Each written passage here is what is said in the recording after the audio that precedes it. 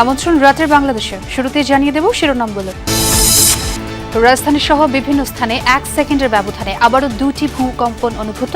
উৎপত্তিস্থল ঢাকা ও নরসিংদী। মাত্রা ছিল 3.7 এবং 4.3। ভূমিকম্পের পর থেকে লাপাত্তা কসাইচুলের ক্ষতিগ্রস্ত ভবনের মালিকরা। নরসিংদীতে ফাটল পরিদর্শনে ভূতত্ত্ববিদরা। নিরাপত্তা ঝুঁকি চিহ্নিতের আহ্বান। 7 দিনের সময় দেওয়া হলো। আপনি এই 7 দিনের মধ্যে ব্যাংক থেকে এটা কালেক্ট করবেন। 7 দিন পরে যদি নকশা না দেন তাহলে কিন্তু বিল্ডিংটা আমরা বন্ধ করতে হবে। বিপুল পরিমাণ শক্তি সাবডাকশন জোনে জমা হয়ে রয়েছে, সেটা নিকট ভবিষ্যতে আরো বড় মাত্রার ভূমিকম্প এখানে আঘাত হানতে পারে। রাজনৈতিক দল নয়, মাফিয়া সংগঠন ছিল আওয়ামী লীগ, মন্তব্য সালাউদ্দিনের। আন্দোলনে জামায়াত দৃশ্যমান কিছু করেনি বললেন মির্জা ফখরুল।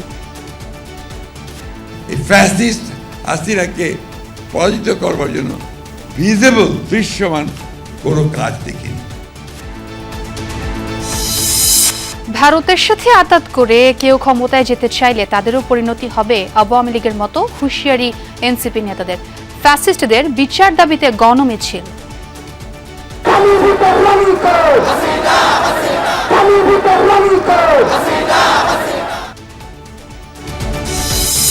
গণভোটের আইন হলেই প্রস্তুতির কাজ শুরু হবে জানালেন সিইসি। অবাধ সুষ্ঠু নির্বাচনের জন্য চাইলেন গণমাধ্যমের সহযোগিতা।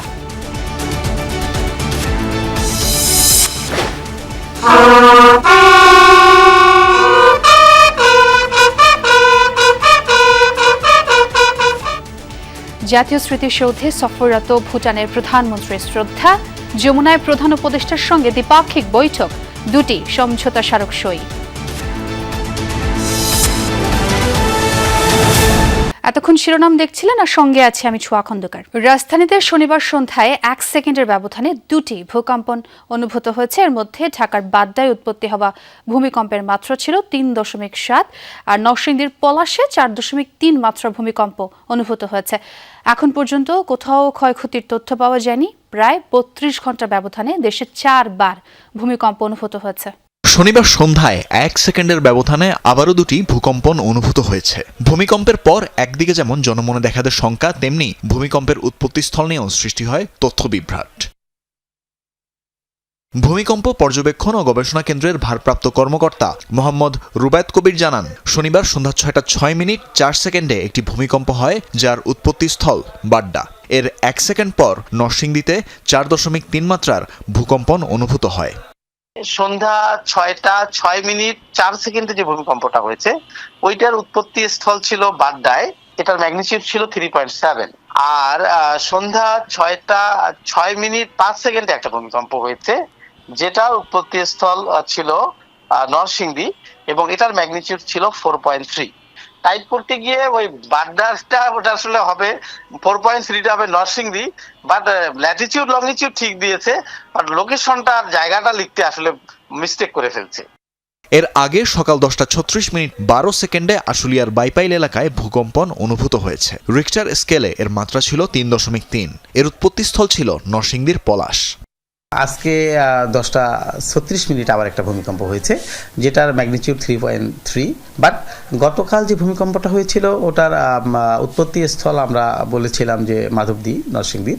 আজকে হয়েছে এটা নরসিংদীর পলাশে। বড় ভূমিকম্প হওয়ার পরে সাধারণত আফটারশক হয়, এবং আমি বলবো যে আজকে যেটা হয়েছে এটা ওই ভূমিকম্পেরই একটা আফটারশক। এই আবহাওয়াবিদের মতে একটি বড় ভূমিকম্প হলে পরবর্তী কয়েক ঘন্টা বা কয়েকদিন ধরে এ ধরনের মৃদু কম্পন অব্যাহত থাকতে পারে। তানভীর মৌসুম, যমুনা নিউজ, ঢাকা। শুক্রবারে ভূমিকম্প দেশের জন্য বড় সতর্কবার্তা। ভবিষ্যতে আরও তীব্র ভূমিকম্পের মুখোমুখি হতে পারে বাংলাদেশ, এমন আশঙ্কা করছেন ভূতত্ত্ববিদরা। আর তাহলে বড় ধরনের বিপদে পড়বে অপরিকল্পিত রাজধানী সহ পুরো দেশ। ক্ষয়ক্ষতি ও প্রাণহানি কমাতে দ্রুততম সময়ে প্রতিটি ভবনের নিরাপত্তা ঝুঁকি চিহ্নিত করতে অন্তর্বর্তী সরকারকে তাগিদ দিচ্ছেন প্রকৌশলীরা। মাহফুজ বিশুর রিপোর্ট।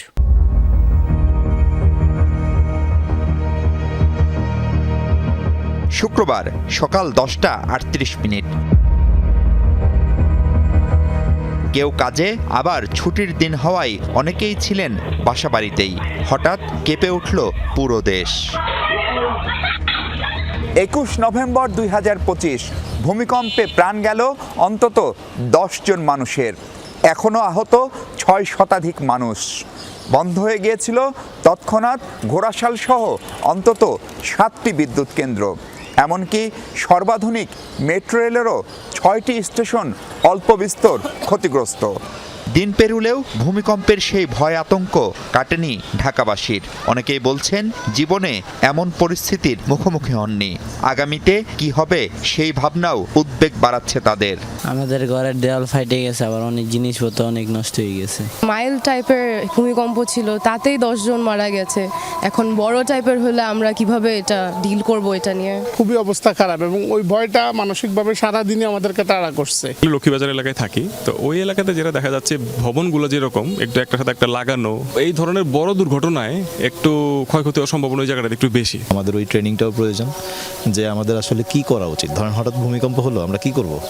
এই ভূমিকম্পের উৎপত্তিস্থল ঢাকার অদূরে নরসিংদীর মাধবদীতে। ভূতত্ত্ববিদরা বলছেন 2টি প্লেটের সংযোগস্থলে এর উৎপত্তি, যার গভীরতা 10 কিলোমিটার।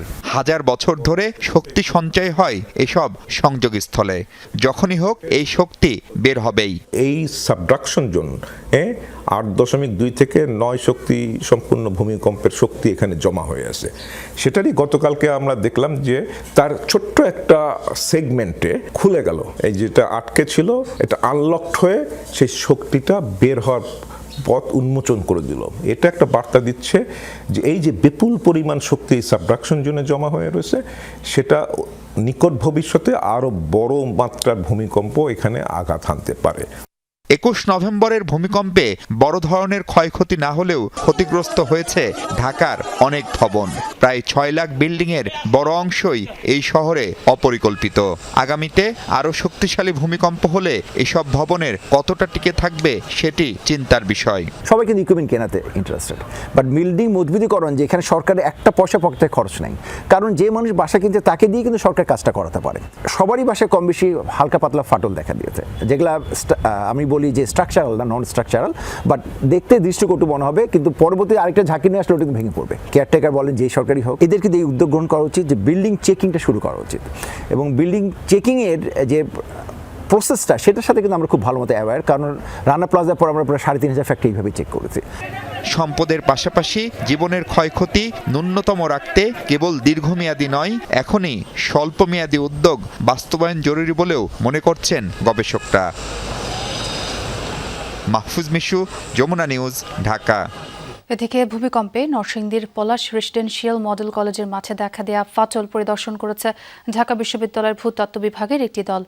র্যাপিড ফিল্ড টেস্টের অংশ হিসেবে বেলা 12টায় ভূতত্ত্ব বিভাগের গবেষক, শিক্ষক ও শিক্ষার্থীদের একটি দল ঘটনাস্থলে পৌঁছায়। এরপর কলেজ মাঠের ফাটল ধরা অংশের মাটি পর্যবেক্ষণ করেন তারা, সংগ্রহ করেন বেশ কিছু তথ্যপাত্র। আশপাশের বাসিন্দাদের সাথেও কথা বলে দলটি।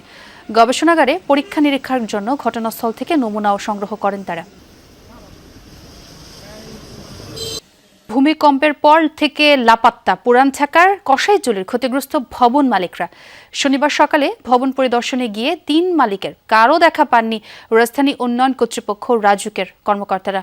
ভূমিকম্পে পুরান ঢাকার বেশ কয়েকটি ভবন হেলে পড়ায় উদ্বেগ উৎকণ্ঠায় আছেন এলাকার বাসিন্দারা। আরও জানাচ্ছেন রাব্বি সিদ্দিকী।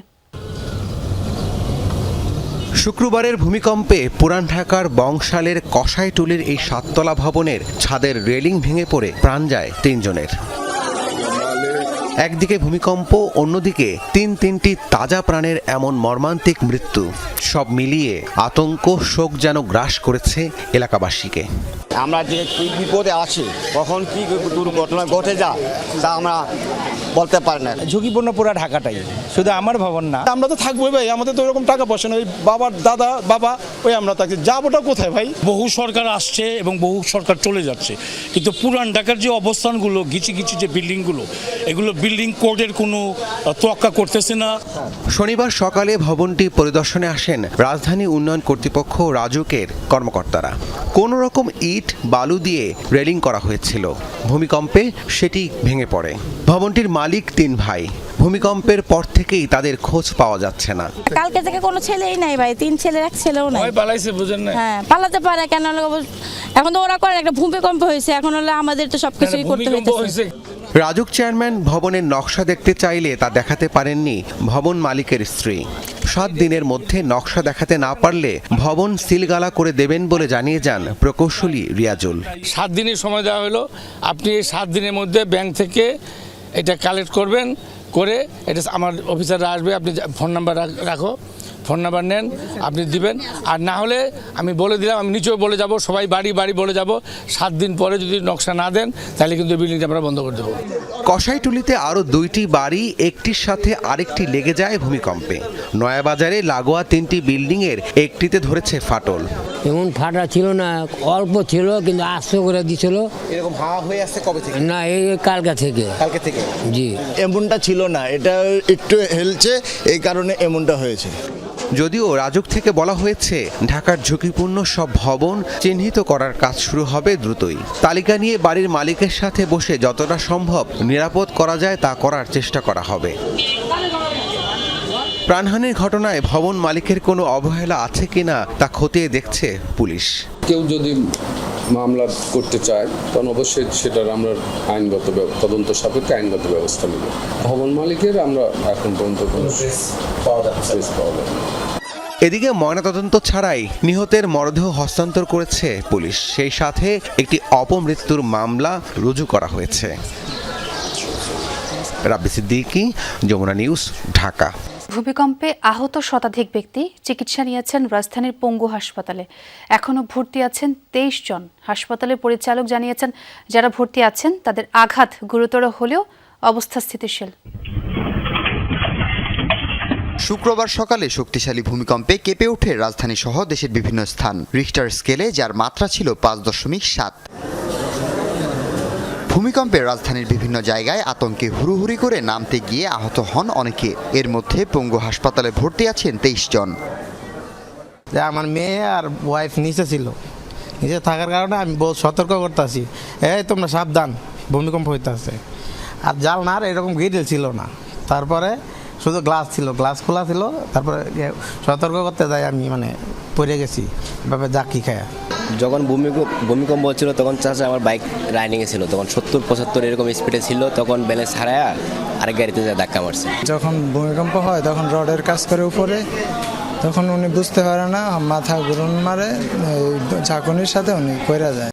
পঙ্গু হাসপাতালের পরিচালক ডাক্তার মোহাম্মদ আবুল কেনান জানান, ভর্তি রোগীর মধ্যে কেউ আশঙ্কাজনক নেই, সবার অবস্থা এখন স্থিতিশীল আছে। তো আমাদের এখানে 119 জন সর্বমোট আহত অবস্থায় এসেছে। এদের অনেকেই গুরুতর আহত, কারো হাত ভাঙ্গা, কারো পা ভাঙ্গা, কারো জয়েন্ট ছুটে গেছে। তো এদের মধ্যে বেশিরভাগই আমরা প্রাথমিক চিকিৎসা দিয়ে ছেড়ে দিয়েছি। এই জনের একটু অবস্থা গুরুতর, তাদেরকেও অপারেশন করা হয়েছে, প্লাস্টার দেওয়া হয়েছে বা অন্যান্য চিকিৎসা দেওয়া হয়েছে, কিন্তু আবারও অপারেশন বা এই ধরনের চিকিৎসার তাদের প্রয়োজন রয়েছে। এখন পর্যন্ত চিকিৎসা নিয়েছে শতাধিক, বেশিরভাগকেই প্রাথমিক চিকিৎসা দিয়ে ছেড়ে দেওয়া হয়েছে। হাসিবুল করিম বিজয়, যমুনা নিউজ, ঢাকা। শুক্রবারের ভূমিকম্পে প্রাণ হারানো বেশ কয়েকজনের মরদেহ নেওয়া হয়েছে গ্রামের বাড়িতে।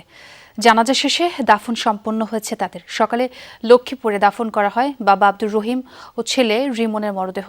ভূমিকম্পের রাজধানীর বংশালে ভবন ধসে পড়া রেলিংয়ের আঘাতে ঘটনাস্থলেই মৃত্যু হয় তাদের। সকাল 9টায় জানাজার পর পারিবারিক কবরস্থানে সমাহিত করা হয় তাদের। এদিকে কিশোরগঞ্জের পাকুন্দিয়ায় পারিবারিক কবরস্থানে সমাহিত করা হয়েছে আরেক পিতা পুত্র দেলওয়ার হোসেন ও তার ছেলে ওমরকে। নরসিংদী পলাশের গাবতুলী এলাকায় একতলা ভবনের সিলিং ধসে আহত হন তারা। নরসিংদীতে প্রথম জানাজা এবং কিশোরগঞ্জে দ্বিতীয় জানাজা শেষে পারিবারিক কবরস্থানে দাফন করা হয়। এছাড়া স্যার সলিমুল্লাহ মেডিকেল কলেজের 2য় বর্ষের শিক্ষার্থী রাফির শেষ ঠিকানাও হয়েছে বগুড়ায় নিজ গ্রামের বাড়িতে। দুপুরে শহরের সূত্রাপুর কেন্দ্রীয় ঈদগাহ মাঠে নামাজে জানাজা শেষে পারিবারিক কবরস্থানে দাফন করা হয় তাকে। শেখ হাসিনার সরকারের পতনের শেষের 10 বছর দৃশ্যমান কোনো আন্দোলন করেনি জামায়াত, এমন অভিযোগ বিএনপি মহাসচিব মির্জা ফখরুল ইসলাম আলমগীরের। অন্য অনুষ্ঠানে জামায়াতকে বিভ্রান্তিকর পরিসংখ্যান দিয়ে জাতিকে বিভ্রান্ত না করে জনগণের মুখোমুখি হওয়ার পরামর্শ দেন দলটির নেতা সালাউদ্দিন আহমদ।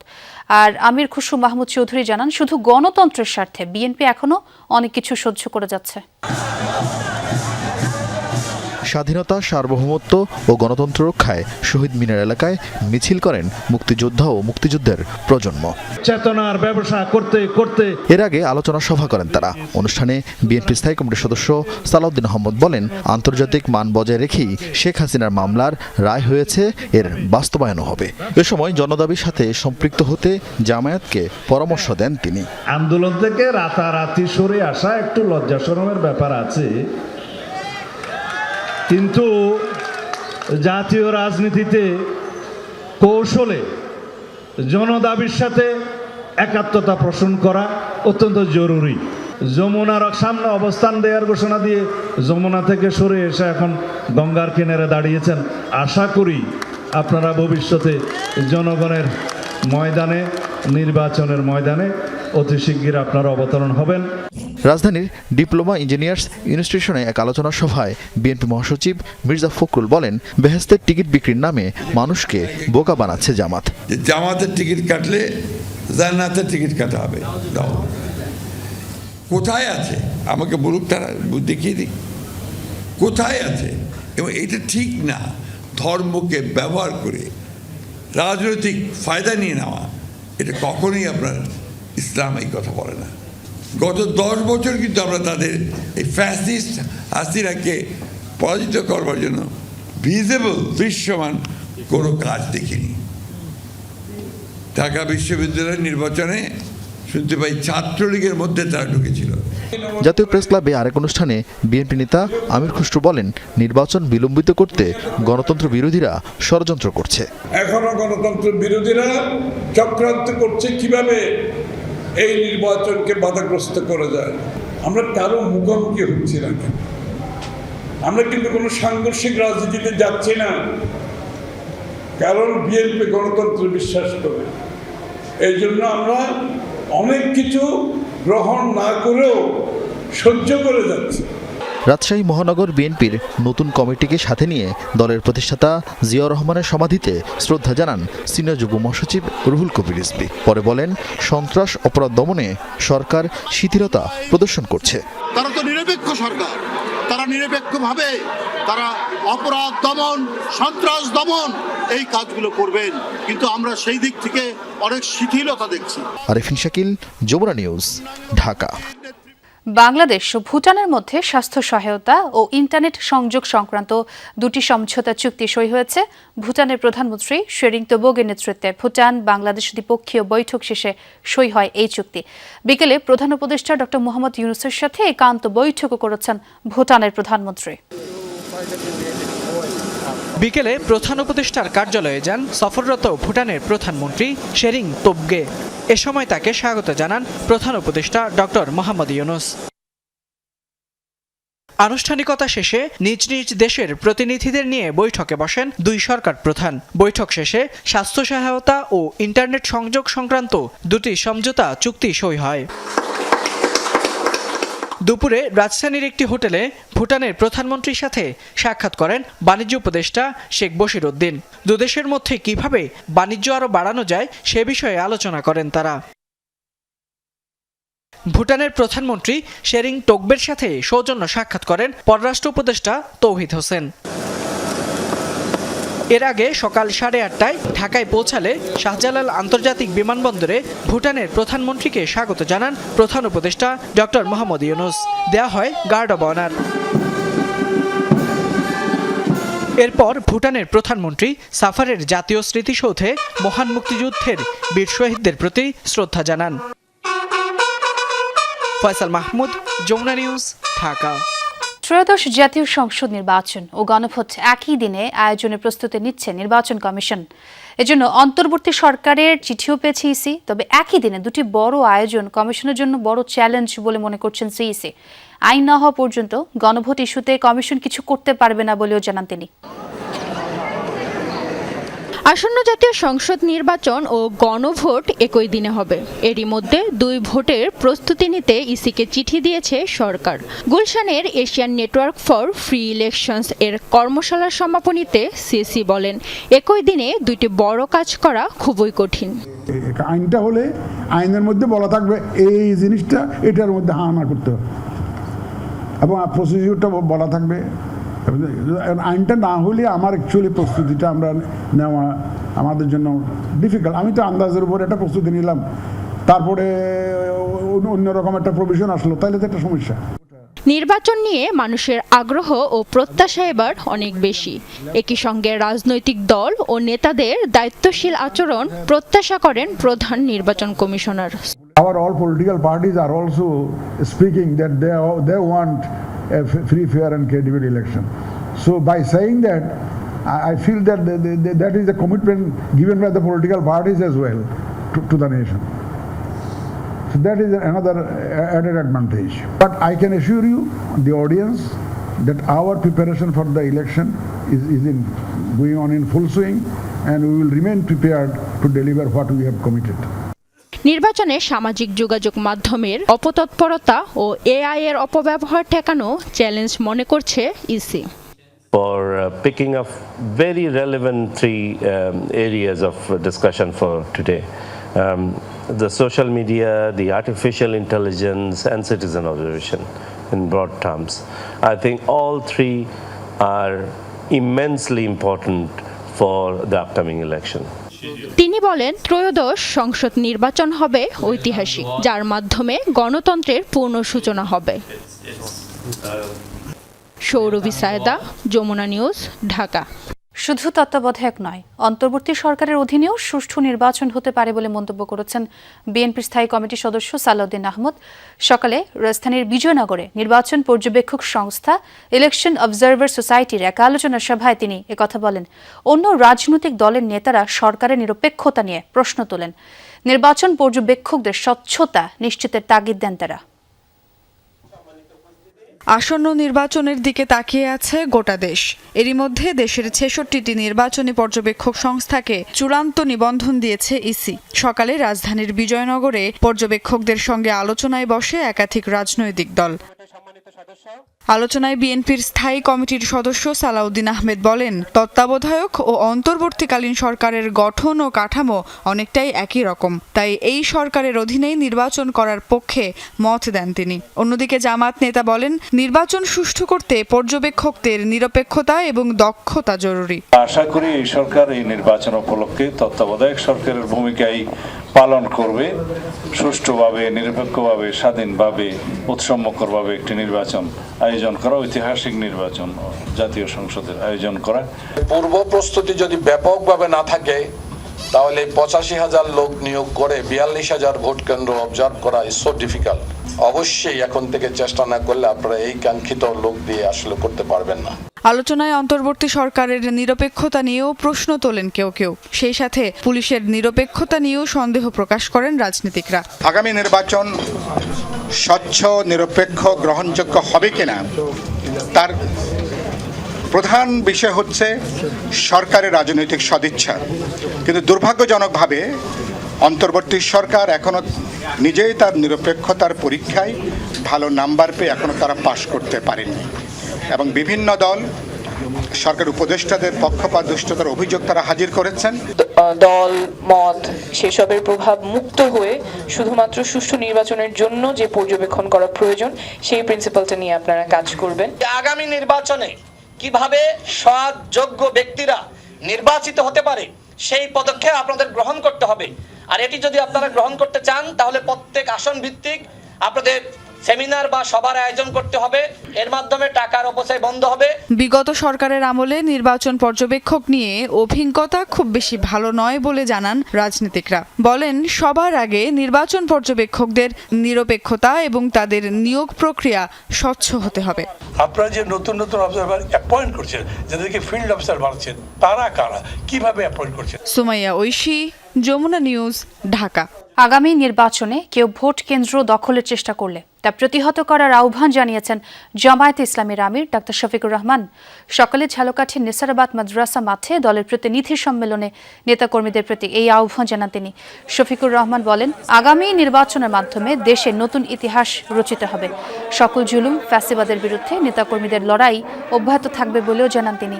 সম্মেলনে জাতীয় নাগরিক পার্টির সদস্য সচিব আক্তার হোসেন, ইসলামী আন্দোলন বাংলাদেশের আমির মোহাম্মদ রেজাউল করিম সহ আরও অনেকে উপস্থিত ছিলেন। একটা সুষ্ঠু নির্বাচনের পিপাসা নিয়ে জাতি এখন অপেক্ষা করছে। এই নির্বাচনে অতীতের মতো কোনো ইঞ্জিনিয়ারিং, কোনো মেকানিজম অথবা ভোট কেড়ে নেওয়ার কোনো পায়তারা চালানো হলে আমি আপনাদেরকে বলবো আপনারা বুলেট হয়ে গর্জন করবেন। এনসিপি নির্বাচনে অংশ নিলেও বিচার ও সংস্কারের ব্যাপারে আপোষহীন থাকবে বলেছেন দলের আহ্বায়ক নাহিদ ইসলাম। আওয়ামী লীগ ও জোট সঙ্গীদের বিচারের দাবিতে গণমিছিলে কথা বলেন তিনি। দলটির অন্য নেতারা বলেন, ভারত শেখ হাসিনাকে আশ্রয় দিয়ে বাংলাদেশের মানুষের বিপক্ষে অবস্থান নিয়েছে। যদি কোনো দল ভারতের সাথে মৈত্রী চুক্তি করে ক্ষমতায় যেতে চায়, তাহলে তাদের পরিণতি আওয়ামী লীগের মতোই হবে। জুলাই গণহত্যার দায়ে দণ্ডিতদের সাজা কার্যকর এবং দল হিসেবে আওয়ামী লীগ ও জোটসঙ্গীদের বিচারের দাবিতে গণমিছিল করে জাতীয় নাগরিক পার্টি। রাজধানীর এসকাটন গার্ডেন রোড থেকে শুরু হয় মিছিল। জাতীয় প্রেস ক্লাবের সামনে গণমিছিল শেষে বক্তব্য রাখেন দলটির শীর্ষ নেতৃবৃন্দ। মুখ্য সমন্বয়ক নাসির উদ্দিন পাটোয়ারি বলেন, শেখ হাসিনার বিচার হয়েছে, এবার দল হিসেবে আওয়ামী লীগের ও জোটসঙ্গীদের বিচারের আওতায় আনতে হবে। যেই ব্যবস্থায় শেখ হাসিনা এই গুম খুনগুলো করতে পেরেছে, সেই ব্যবস্থা আর বাংলাদেশে চলবে না। যারা ফ্যাসিজমের সাথে কমপ্লায়েন্স ছিল, তাদের কোনো জায়গা হবে না বাংলাদেশে। আগামী নির্বাচন আসতেছে, যদি কোনো দল ভারতের সাথে মৈত্রী চুক্তিতে অবতীর্ণ হয়ে নতুন ভাবে ক্ষমতায় যাওয়ার স্বপ্ন দেখে, তাদের পরিণতি একইভাবে আওয়ামী লীগ হাসিনার মতন হবে। এনসিপির সদস্য সচিব আক্তার হোসেন বলেন, আওয়ামী লীগ এবং হাসিনা এখন কেবল অভিযুক্ত নয়, আদালতের রায়ে তারা গণহত্যাকারী। বলেন, ভারত শেখ হাসিনাকে আশ্রয় দিয়ে বাংলাদেশের মানুষের বিপক্ষে অবস্থান নিয়েছেন। শেখ হাসিনা এবং আওয়ামী লীগকে ভারত সরকার ভারতে আশ্রয় দিয়ে বাংলাদেশের মানুষের বিপক্ষে অবস্থান নিয়েছে। আমরা ভারত সরকারের কাছে বলতে চাই, নিজের দেশের নাগরিকদেরকে নয়, পোষণ করতে হলে খুনি হাসিনাকে অতি দ্রুত বাংলাদেশে পোষণ করুন। দলের আহ্বায়ক নাহিদ ইসলাম জানান, সংস্কার ও জুলাই সনদকে অনেকেই রাজনৈতিক হাতিয়ার হিসেবে ব্যবহার করলেও গণহত্যার বিচারকে রাজনৈতিক হাতিয়ার হিসেবে ব্যবহার না করার আহ্বান। শুধু শেখ হাসিনা নয়, দল হিসেবে আওয়ামী লীগের বিচার নিশ্চিত করতে হবে। ভারত বাংলাদেশ প্রত্যাবর্তন চুক্তি হিসেবে বাংলাদেশে মানবতা বিরোধী অপরাধীকে বাংলাদেশ সরকার চাইতে পারে এবং ভারত সেখানে বাধা দিতে পারে না। ফলে আমরা আশা করব যে শেখ হাসিনাকে ফেরত দিয়ে বাংলাদেশের সাথে ভারত নতুন করে সম্পর্ক স্থাপন করবে। রাজীব আহমেদ, যমুনা নিউজ, ঢাকা। জাতীয় কিংবা বৈশ্বিক চ্যালেঞ্জ মোকাবেলায় সর্বদা প্রস্তুত বাংলাদেশ বিমান বাহিনী, এমনটাই জানান বিমান বাহিনী প্রধান air chief marshal Hasan Mahmud Khan. রাজধানীর তেজগাঁও সশস্ত্র বাহিনী দিবসের সংবর্ধনা অনুষ্ঠানে এই কথা বলেন তিনি। দেশের স্বার্থ ও সার্বভৌমত্ব রক্ষায় সবাইকে ঐক্যবদ্ধ থাকার আহ্বান জানান বিমান বাহিনী প্রধান। বলেন, এখন অত্যাধুনিক যুদ্ধ বিমান, পরিবহন বিমান, হেলিকপ্টার সহ বিভিন্ন ধরনের সরঞ্জামে সমৃদ্ধ বিমান বাহিনী।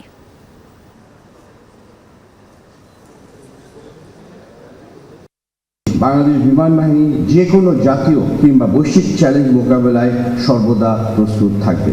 আমরা সবাই মিলে বাংলাদেশ আকাশসীমা সুরক্ষা, দেশের সার্বভৌমত্ব রক্ষা এবং সশস্ত্র বাহিনীর গৌরব বৃদ্ধি করার অঙ্গীকার পুনর্ব্যক্ত করি। টেলিকম খাতের বিনিয়োগে বিদেশি স্বার্থ নয়, প্রাধান্য দেয়া হবে স্থানীয় উদ্যোক্তাদের। জাতীয় নির্বাচনের পর নতুন যে টেলিকম পলিসি হয়েছে তার রিভিউ করা হবে বলে জানিয়েছেন বিএনপির স্থায়ী কমিটির সদস্য আমির খসরু মাহমুদ চৌধুরী।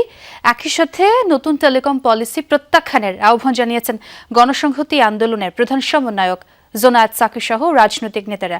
বিকেলের রাজধানীতে এক সেমিনারে এমন মন্তব্য করেন তারা। নতুন টেলিকম পলিসি ও খসড়া গাইডলাইন নিয়ে সেমিনারের আয়োজন করে টেলিকম রিপোর্টারদের সংগঠন টিআরএনবি। অংশ নেন বিএনপি সহ বিভিন্ন রাজনৈতিক দলের নেতা, গবেষক ও প্রযুক্তিবিদরা। আমরা মূলত উদ্যোক্তাদের ভাবনার কথা জানবো, পাশাপাশি আমরা বিশ্বাস করি এবং আমরা এটা প্রত্যাশাও করি পরবর্তী রাজনৈতিক সরকার যারা আসবেন তারা এগুলো বাস্তবায়ন করবেন। অনুষ্ঠানে অংশ নিয়ে বিএনপির স্থায়ী কমিটির সদস্য আমির খসরু মাহমুদ চৌধুরী বলেন, বর্তমান অন্তর্বর্তীকালীন সরকার যে টেলিকম পলিসি তৈরি করেছে তাতে উপেক্ষিত হয়েছে দেশি বিনিয়োগকারীদের স্বার্থ। নির্বাচিত সরকার ক্ষমতায় এলে নীতি সংশোধনের কথা বলেন তিনি।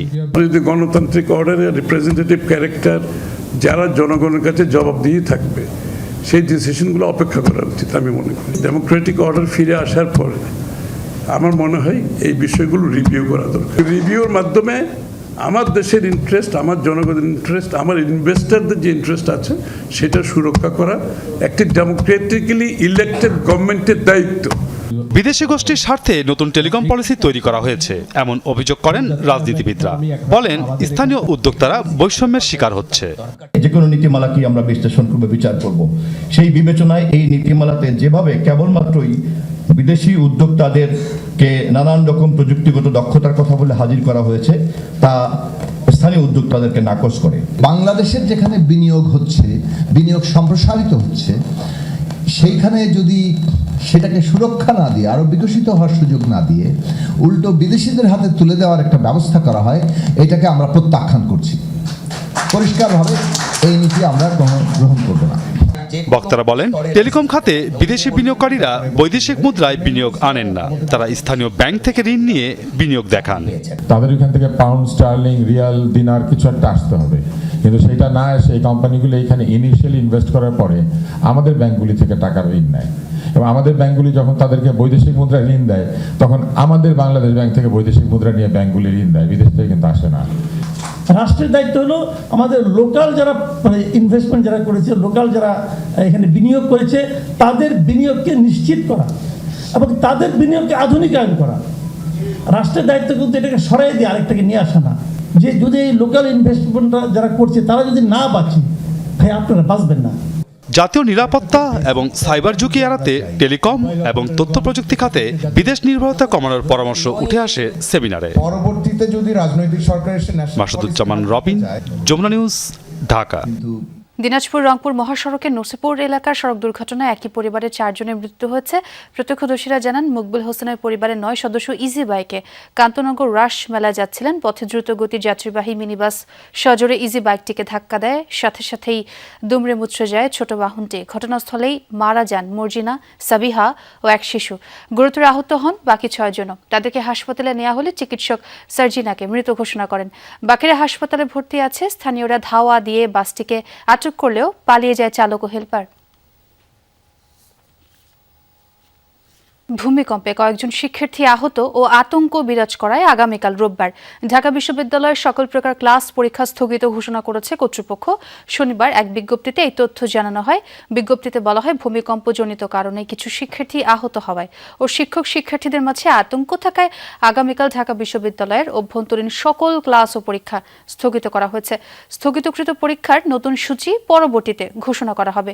ভূমিকম্পের আতঙ্কের কারণে জগন্নাথ বিশ্ববিদ্যালয়েও কালকে সব ধরনের ক্লাস পরীক্ষা স্থগিত করা হয়েছে। একই কারণে একাডেমিক কাউন্সিলের সিদ্ধান্ত অনুযায়ী আগামীকাল সহ বাকি পরীক্ষাগুলো অনির্দিষ্টকালের জন্য স্থগিত করেছে ঢাকা পলিটেকনিক ইনস্টিটিউট কর্তৃপক্ষ। নেপালের ক্ষমতাচ্যুত প্রধানমন্ত্রী কেপি শর্মা ওলির নেতৃত্বে বিক্ষোভ সমাবেশ হয়েছে। শনিবার দেশটির রাজধানী কাঠমান্ডুতে কমিউনিস্ট পার্টি অব নেপালের উদ্যোগে হয় এই প্রতিবাদ কর্মসূচি। সমর্থকদের উদ্দেশ্যে দেয়া বক্তব্যে জেনজিদের বিক্ষোভের জেরে ভেঙে দেয়া পার্লামেন্ট পুনর্বহালের দাবি জানানো ক্ষমতাচ্যুত এই সাবেক সরকার প্রধান কেপি শর্মার অভিযোগ, অবৈধভাবে তাকে ক্ষমতাচ্যুত করা হয়েছে। গত সেপ্টেম্বরে নেপাল জুড়ে তরুণদের ব্যাপক দুর্নীতি বিরোধী বিক্ষোভে প্রাণ হারায় কমপক্ষে 19 জন, যার জেরে পদত্যাগ করতে বাধ্য হন ওলি। দর্শক, এই ছিল রাতের বাংলাদেশে। এতক্ষণ যারা সঙ্গে ছিলেন সবাইকে ধন্যবাদ।